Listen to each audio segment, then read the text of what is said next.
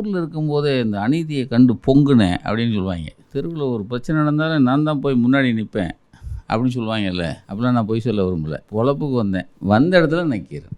நான் என்னை பேங்க்கில் வேலை வாங்கி தரேன்னு ஒருத்தர் கொண்டு வந்து ஒரு ரோட்டில் விட்டார். அப்புறம் ஒரு கம்பெனி, அப்புறம் ரப்பர் கம்பெனி, அப்புறம் இயல்பாக நான் ஒரு ஆர்டிஸ்ட், ஓவியம். நான் ஒரு ஓவியர் தான்.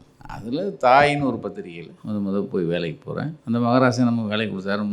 முதலாளி யாருன்னா எம்ஜிஆர், ஆசிரியர் விளம்பரியார். அந்த நேரம் நான் போன நேரம் ஒரு 13 பேர் வேலையை விட்டு போயிட்டாங்க காலையில். அப்போ எந்த கழுதை வந்தாலும் வேலைக்கு சேர்க்க வேண்டிய நிர்பந்தத்தில் தாய் பத்திரிக்கை இருந்துச்சு. நான் போனேன்.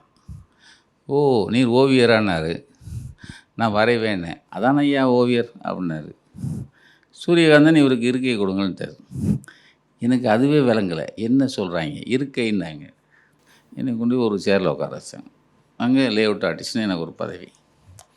அங்கேருந்து பத்திரிக்கை ஆரம்பம்.